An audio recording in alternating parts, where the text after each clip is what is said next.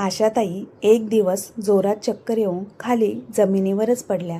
तेव्हा त्यांना उचलून त्यांचे पती एका साध्या क्लिनिकमध्ये घेऊन गेले. तेव्हा त्या डॉक्टरने सांगितले, ही केस मी घेऊ शकत नाही. तुम्ही मोठ्या हॉस्पिटलमध्ये लगेचच्या लगेच त्यांना हलवा. जरा गंभीर पेशंट आहे. तेव्हा त्यांचे पती खूपच घाबरले आणि लगेच गाडी करून त्यांना मोठ्या हॉस्पिटलमध्ये दाखल केले. तिथे गेल्यावर आशाताईंच्या सर्वात आधी सगळ्या टेस्ट करण्यात आल्या. आशाताईंना आता शुद्ध आली होती. डॉक्टरांनी त्यांच्या पतीला आतमध्ये बोलावलं आणि सांगितलं, आशाताईंना कॅन्सर झाला आहे आणि लवकरात लवकर त्यांच्यावर इलाज करावा लागेल, नाहीतर आम्ही तुमच्या पत्नीची गॅरंटी देऊ शकत नाही. हे ऐकून सोमनाथराव तिथेच डोक्याला हात लावून खाली बसले. त्यांना आता काहीच समजत नव्हते. त्यांनी लगेच त्यांच्या मुलाला फोन केला. आता त्यांचा मुलगाच त्यांची शेवटची आशा होता. परंतु मुलाचं फोनवरचं बोलणं ऐकून सोमनाथराव हॉस्पिटलमध्ये मोठमोठ्याने त्याला म्हणत होते की, अरे नालायका, तुला पैशांचा इतका लोभ होता की तू तुझ्या आईचा जीव धोक्यात टाकलास. इकडे माझी बायको हॉस्पिटलमध्ये जीवन मरणाच्या दारात लोळत आहे आणि तुम्ही लोक तिथे आनंद साजरा करत आहात. असं घृणास्पद कृत्य करताना तुम्हा दोघांनाही लाज वाटत नाही का? तू तुझ्याच घरात तुझ्याच आईवडिलांच्या पैशांची चोरी केलीस.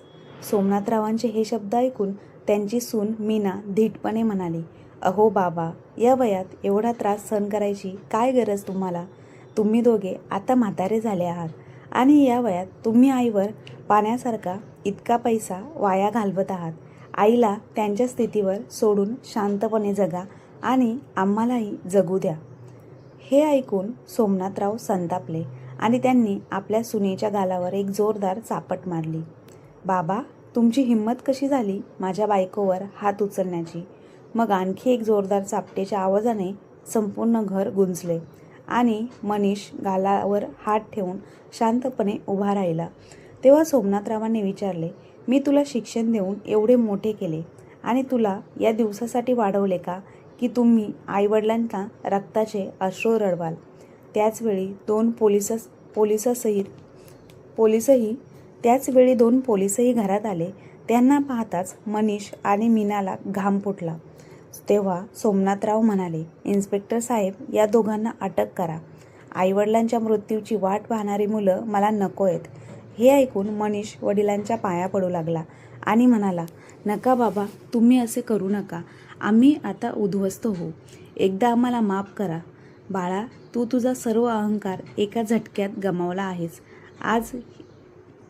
आजही तो दिवस आठवून रडू येतो जेव्हा मी तुझ्यासमोर तुझ्या आईच्या उपचारासाठी हात जोडत होतो. असे म्हणत सोमनाथराव भूतकाळात गेले आणि त्यांना तो दिवस आठवू लागला ज्या दिवशी त्यांच्या पत्नीचा म्हणजेच आशाचा टेस्ट रिपोर्ट येणार होता आणि त्यांना कळलं की त्यांच्या बायकोला कॅन्सरसारखा गंभीर आजार झाला आहे. हे ऐकून सोमनाथरावांचे मन अगदी दुःखी झाले. पण डॉक्टरांनी सांगितले होते की आजकाल खूप प्रगती झाली आहे. योग्य वेळी ऑपरेशन केले तर हा आजारही बरा होऊ शकतो. मात्र खर्च लाखोंचा होणार आहे. मग सोमनाथरावांनी ठरवले की ते आपल्या पत्नीचे प्राण वाचवतील. घरी आल्यावर त्यांनी हा प्रकार आपल्या मुलाला सांगितला. त्यामुळे त्यालाही धक्का बसला. त्याने वडिलांना सांगितलं, बाबा, तुम्ही काळजी करू नका. आपण आईवर सर्वोत्तम उपचार करू आणि काही दिवसातच पूर्णपणे बरी होईल. पण रात्री मुलगा आणि सून यांच्यात असे काही बोलणे झाले माहिती नाही. दुसऱ्या दिवशी मुलाने हे स्पष्ट शब्दात सांगितले की आई आता म्हातारी झाली आहे आणि तिच्यावर पैसे संपवणे म्हणजे पैसे वाया घालवणे आहे आणि माझ्याकडे वाया घालवायला पैसे नाहीत.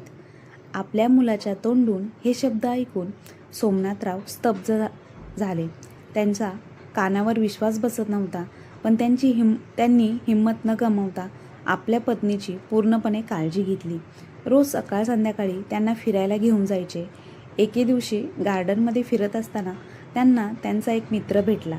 बोलता बोलता त्यांनी आपल्या मित्राला आपल्या पत्नीच्या तब्येतीबद्दल आणि आपल्या मुलाच्या आणि सुनेच्या वागण्याबद्दल सांगितलं. त्यांची प्रकृती सांगताना त्यांच्या डोळ्यात अश्रू आले होते. त्यांच्या चेहऱ्यावर असहाय्यता स्पष्ट दिसत होती. त्यावेळी त्यांच्या मित्राने त्यांना प्रोत्साहन दिले आणि सांगितले की सोमनाथराव, हिंमत हारायची नाही. गावात तुझी जमीन पडून आहे, ती कधी उपयोगी पडणार? तू म्हणशील तेव्हा जमिनीचा व्यवहार करून देईल मी. तुझ्या पत्नीच्या उपचारासाठी तुला तुझ्या मुलावर आणि सुनेवर अवलंबून राहण्याची गरज नाही. सोमनाथरावांना त्यांच्या मित्राच्या बोलण्याने खूप प्रोत्साहन मिळवले आणि योग्य किंमत मिळाल्यावर त्यांनी जमिनीचा सौदा केला. जमिनीचा सौदा करून ते घरी परतले तेव्हा त्यांना त्यांची पत्नी कुठेच दिसली नाही. सोमनाथरावाने आपले सून मीनाला बोलवले. मीना, मी घरभर शोधले पण तुझी सासू कुठेच दिसली नाही, ती कुठे आहे? तेव्हा मीना म्हणाली, अहो बाबा, काय झाले? तेव्हा सोमनाथराव म्हणाले, मी तिला सांगितलं होतं की मी गावातील सरपंचांना भेटणार आहे. त्यानंतर मलाही बँकेत जावे लागले आणि काही कागदांवर तुझ्या सासूबाईंच्या सह्या हव्या आहेत. आता ती घरात नाही आहे. मी ती काही गांभीर्याने घेत नाही. माझ्या बोलण्याकडे ती दुर्लक्ष करून आता ती कुठे आहे आणि काय काम करायला गेली आहे माहिती आहे का? तेव्हा त्यांची सून मीना म्हणाली, आई मंदिरात गेली आहे. पण बाबा, कोणत्या कागदांवर आईची सही हवी आहे ते सांगा. काही महत्त्वाचे कागदपत्रे आहे सुनबाई, असे सांगून सोमनाथराव म्हणाले की आशा ही मर्यादा वाटते. तिची प्रकृती दिवसेंदिवस खालावत चालली आहे, तिला माहिती आहे. पण तरीही एक दिवसही मंदिरात जायला ती विसरत नाही. हातातील पिशवी छातीजवळ धरून सोमनाथराव म्हणाले, आज काम झाले नाही तर मग पुढच्या आठवड्यापर्यंत प्रकरण पुढे ढकलावे लागणार. मग मीना त्यांच्या बॅगकडे बघत म्हणाली, बाबा, तुम्ही बँकेत का जात आहात हे सांगितलं नाही. तेव्हा सोमनाथराव म्हणाले, काही नाही सुनबाई, काही महत्त्वाचं काम होतं. तेवढ्यात दारात कुरिअरवाला आला आणि मीना कुरिअर घ्यायला गेली. पण तिचं सगळं लक्ष सासऱ्यांच्या बॅगकडे होतं. ती कुरिअर तिच्या खोलीत ठेवून तिने तिच्या सासऱ्यांच्या खोलीत डोकावले. तिचे सासरे सोमनाथराव काहीतरी शोधत होते. त्यांच्या चेहऱ्यावर त्रास स्पष्ट दिसत होता. मीना दरवाजा न ठोकवताच खोलीत शिरली. काही म्हणाले, बाबा, बघा, सासूबाईंना त्यांच्या तब्येतीची काळजी नाही. अजूनही त्या देवळातून परत आल्या नाही. सोमनाथराव त्यांच्या सुनेचा आवाज ऐकताच थांबले आणि त्यांच्या हातातून पिशवी खाली पडली. पिशवी पडताच 500-500 रुपयांच्या नोटांचे बंडल बाहेर जमिनीवर पडले. पैशांचे असे बंडल पाहताच मीनाचे डोळे उघडेच राहिले. इतके पैसे? मीनाच्या तोंडून अचानक बाहेर पडलं आणि मग ती नॉर्मल झाली आणि म्हणाली, काय बाबा, हे सगळे पैसे कुठून आणलेत? तुम्ही पैसे कोणाचे आहेत? तेव्हा सोमनाथरावांनी पटकन ते पैसे उचलले आणि बॅगेत ठेवले आणि बॅग बंद केली आणि ते म्हणाले, गावात माझ्या मालकीची जमीन विकायला मी सरपंचांकडे गेलो होतो. आता ती जमीन मी विकली आहे. काही पैसे मिळाले आहेत. हे पैसे जमा करण्यासाठी मला बँकेत जावे लागेल, पण मला कपाटाची चावी कुठेच सापडत नाही. तुझी सासूबाई अशी निघून जाईल असं मला वाटलं नव्हतं. दुसरीकडे मीनाच्या डोळ्यात नोटांचे बंडलाचे चित्र अजूनही नाचत होते. ती म्हणाली, बाबा, आई अजून आल्या नाहीत. आता किती वेळ तुम्ही ते पैसे असे हातात ठेवणार आहात? हो सुनबाई, हेच मला वाटलं. हे पैसे मी लगेच बँकेत जमा करेल, कारण पुढच्या आठवड्यात आशालाही हॉस्पिटलमध्ये न्यायचं आहे. आता तर डॉक्टरांनी सुद्धा सांगितलं आहे की लवकरात लवकर ऑपरेशन केलं नाही तर तिची जगण्याची शक्यता नाही. मग मीना म्हणाली, बाबा, ते सर्व ठीक आहे, पण हे पैसे कुठे ठेवणार आहात? तेव्हा ते म्हणाले, आशा येईपर्यंत मी या खोलीत बसून राहीन. मग मीना म्हणू लागले, अहो बाबा, तुमचा माझ्यावर एवढाही विश्वास नाही का? तुम्ही ते पैसे मला द्या. मी ते घेऊन कुठे जाणार आहे का? मी हे पैसे कपाटात ठेवून देते आणि माझ्यावर विश्वास बसत नसेल तर मी कपाटाची चावी तुमच्याजवळ देते. तेव्हा सोमनाथराव म्हणाले, अरे नाही सुनबाई, काय बोलतेस तू? तू आमची सुनबाई आहेस. आमचा तुमच्यावर पूर्णपणे विश्वास आहे. ठीक आहे, आशा येईपर्यंत ते पैसे तुझ्याजवळ ठेव. हे ऐकून मीनाच्या चेहऱ्यावर आनंद दिसत होता. जणू ती किती दिवसापासून या क्षणाचीच वाट पाहत होती. हसत हसत मीनाने ती बॅग तिच्या खोलीत नेली. खोलीत प्रवेश करताच तिने पहिली गोष्ट केली की पैशांकडे एक नजर टाकली. तेव्हा तिचे डोळे उघडेच राहिले.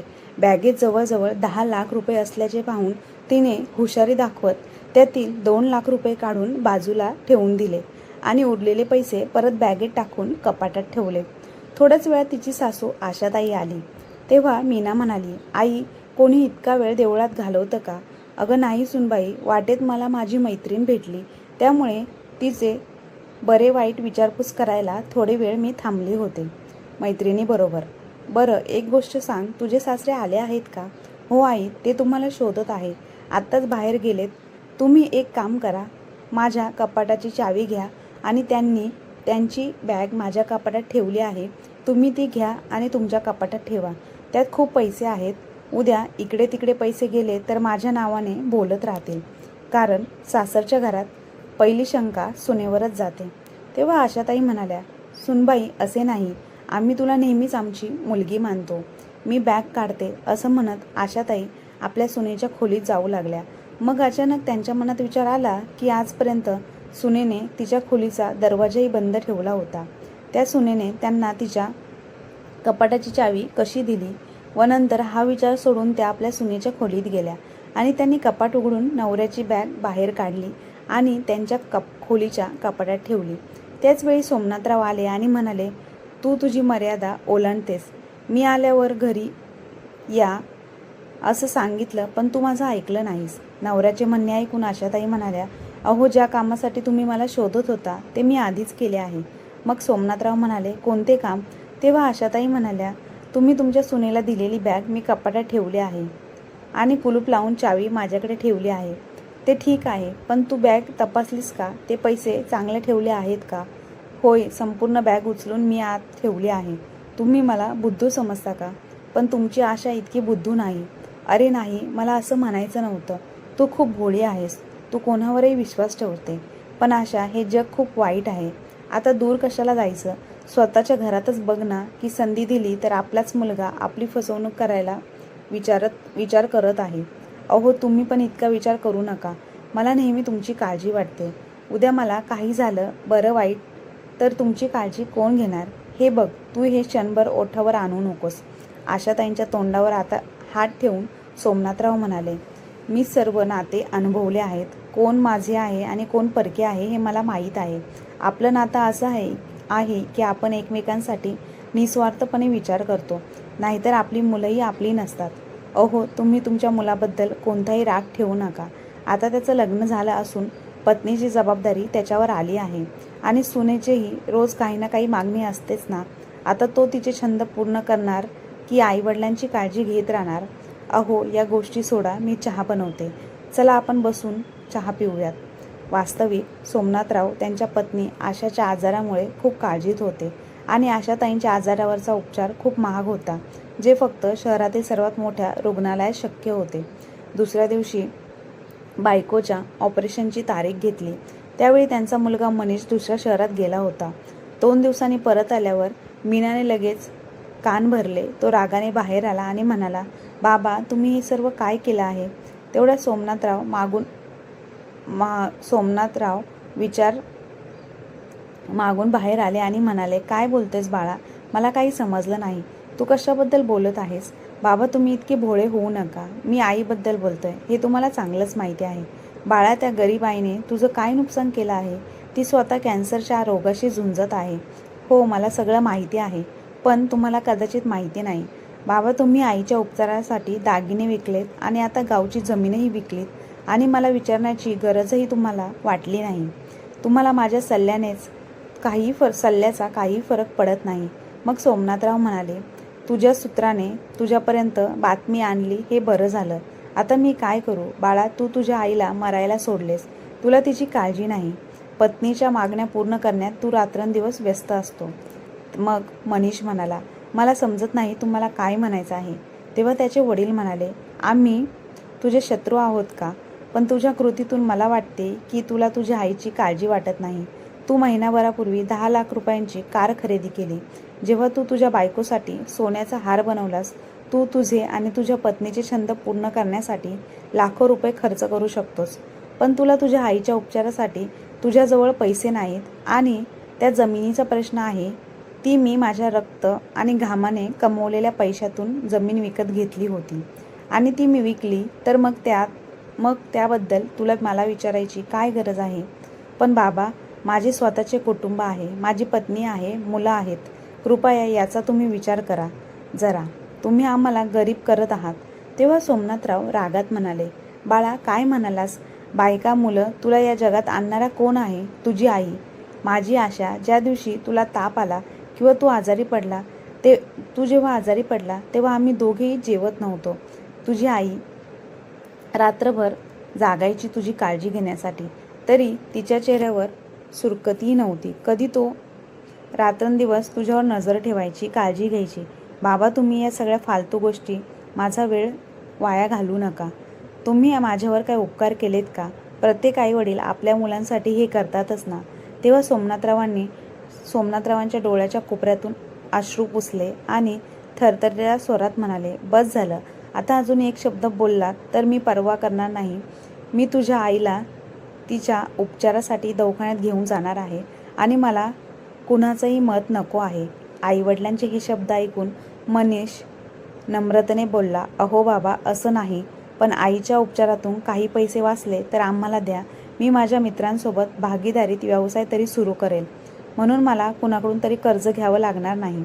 तेव्हा सोमनाथराव म्हणाले, बरं, आता मला अर्थ कळाला. आता बाळा, एवढ्या मोठ्या हॉस्पिटलला किती खर्च येईल याचा विचार तुम्ही स्वतः करू शकता. आणि तू तुझ्या आईवडिलांना मदत करण्याऐवजी तू आमच्याकडेच पैसे मागत आहेस. तुला लाज वाटली पाहिजे. असं बोलून सोमनाथराव तिथून निघून गेले. दुसऱ्या दिवशी हॉस्पिटलमधून फोन आला, रुग्णालयात उपचारासाठी पैसे जमा करा आणि रुग्णालयात दाखल व्हा. तेव्हा सोमनाथरावांनी त्यांच्या पत्नीला सांगितले की उद्या तुला हॉस्पिटलमध्ये दाखल करावे लागले तर हॉस्पिटलसाठी काही कपडे घे. लवकरच तुला तुझ्या सर्व समस्या दूर होतील. तेव्हा आशाताई हसत म्हणाल्या, आपण दोघे आयुष्याच्या शेवटच्या टप्प्यावर पोचलो तरी तुम्हाला माझी काळजी आहे इतकी. सोमनाथराव म्हणाले, आशा, तू आहेस तर मी आहे, नाही तर मी नाही. तू या घरात नसशील तर मलाही हे घर आवडणार नाही. सोमनाथरावाने पैशाने भरलेली पिशवी सुरक्षितपणे ठेवली आणि पत्नीला दवाखान्यात घेऊन जाऊ लागले. तेव्हा ते आपल्या मुलाला म्हणाले की मी तुझ्या आईवर उपचार करायला जाणार आहे. तू येणार आहेस का माझ्याबरोबर? सून त्यावेळेस उग्रपणे म्हणाली, तिथे जाऊन आम्ही काय करणार? आईची काळजी घ्यायला तुम्ही आहेत ना. दुसरा मुलाच्या तोंडून एक शब्दही फुटला नाही. तेव्हा आशाताई म्हणाल्या, तुम्ही त्यांना का त्रास देता? तुम्ही माझ्यासोबत आहात ना, तर काळजी कसली? सोमनाथराव आपल्या मुलावर आणि सुनेवर खूप रागवले होते, पण त्यांना बायकोला त्रास द्यायचा नव्हता, म्हणून ते तिथे त्यांना काही न बोलता तिथून शांतपणे निघाले. दवाखान्यात गेल्यानंतर नर्स आशाताईंना आतमध्ये घेऊन गेल्या. सोमनाथराव काउंटरवर पैसे जमा करू लागले.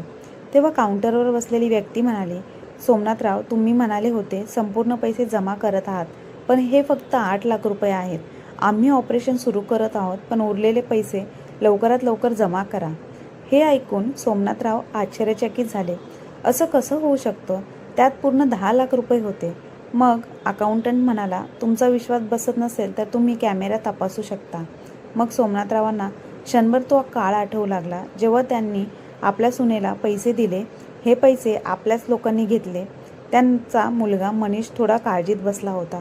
मग मीना म्हणाली, तू काळजी का करतोस? आज आपण आयुष्यातील सर्वात मोठी समस्या संपवणार आहोत. तुमच्या आईवर उपचार झाले की आपणही फिरायला जाऊ. तेव्हा मनीषने सांगितले, पैशांची कमतरता आहे आणि प्रवासासाठी किमान 50,000 रुपये आवश्यक आहेत. पैसा असेल तर आपण जाऊ. मग मीना म्हणाले, अरे, तू माझी काळजी एवढी करून घेतोस, मग मी तुझे ओझे पण कमी करू शकत नाही का? आता थांब. असे म्हणत मीनाने आतमध्ये जाऊन कपाटातून पैसे काढले आणि नोटांचे बंडल तिने स्वतःच्या हातात घेतले आणि मनीषच्या हातात देऊ लागली. तेव्हा मनीष म्हणाला, तुझ्याकडे इतके पैसे कुठून आले? तर मीनाने सांगितले, अरे, आपल्याला पैसे हवे होते ना, ते मिळाले ना, बस आता विचार कसला करायचा? तुमची ही सवय मला अजिबात आवडत नाही. तेव्हा मनीष म्हणाला, हे खरं आहे, मी वेडा झालोय. सगळ्यांची काळजी मी करत असतो. आता मला कुणाचीच पर्वा नाही. आता आपण नक्कीच फिरायला जाऊ. असं म्हणत दोघे हसायला लागले. तिथून जेव्हा सोमनाथराव घरी पोचले तेव्हा आपल्या मुलाचे आणि सुनेचे बोलणे ऐकून त्यांनी टाळ्या वाजवल्या आणि म्हणाले, वा, तुम्ही लोकांनी चमत्कार केला आहे. तिथे तुझी आई जीवन मरणाची लढाई लढत आहे आणि तुम्ही दोघे तुमच्याच घरातून पैसे चोरून ते पैसे घेऊन फिरायला जाण्याचे स्वप्न पाहतात. त्याचवेळी वडिलांच्या मागे पोलीस येत असल्याचे पाहून मनीष आणि मीना यांना धक्काच बसला. पण मीना थरथरत्या आवाजात म्हणाली, काय बोललात बाबा? बोलण्यापूर्वी तुम्ही विचार करा जरा. आम्ही काय पैसे चोरलेत का? तेव्हा सोमनाथराव म्हणाले, तू खूप भोळी सून होऊ नकोस. तुला इतकंही कळत नाही. ज्या दिवशी तू मला माझे पैसे सुरक्षित ठेवण्यास सांगितले होते, त्या दिवशी मला तुझ्यावर संशय आला. मग मला वाटले की तुझी सासूसुद्धा तुझ्या आईसारखीच आहे. तू तिला कोणताही त्रास देऊ शकणार नाहीस. तू तिच्यासोबत काही चुकीचं का करशील? तेव्हा मनीष म्हणाला, बाबा, तुमच्या सुनेवर असा आरोप करताना तुम्हाला लाज वाटत नाही का? मीनाने पैसे घेतल्याचा तुमच्याकडे काय पुरावा आहे? तेव्हा सोमनाथरावांनी लगेच सांगितले, माझ्या बँकेतून 500 रुपयांचे 4 बंडल गायब आहेत. आणि मनीषने मीनाच्या हाताकडे पाहिले तर तिच्याकडे 500 रुपयांच्या नोटाचे 4 बंडल होते. तेव्हा मीना म्हणाली,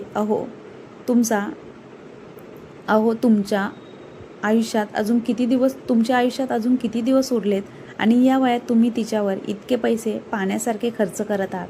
आई ते सोडा, मी शांतपणे जगा आणि आम्हालाही जगू द्या.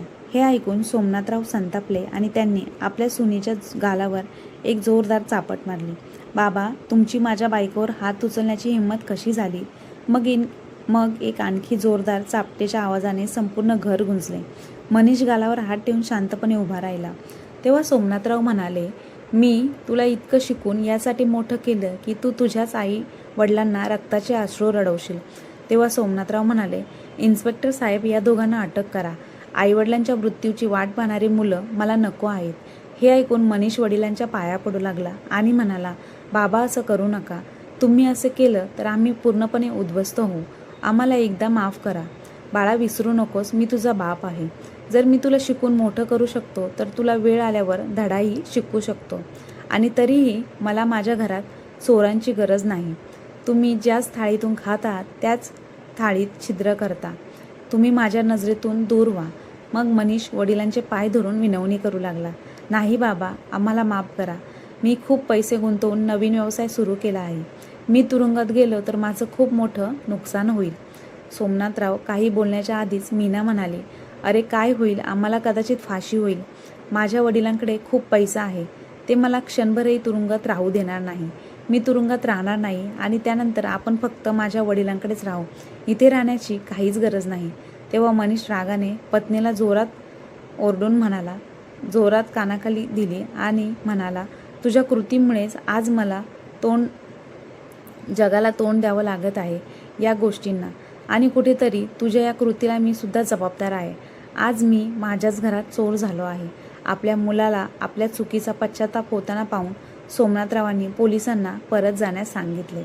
पोलीस तिथून निघून गेले आणि मग त्या दोघांना अण्णा म्हणाले, आता तुम्ही तुमचे वाद मिटवत राहा. आता तुमचे वाद मिटवण्यात मला थोडाही रस नाही. मला माझ्या बायकोचा जीव वाचवावा लागेल.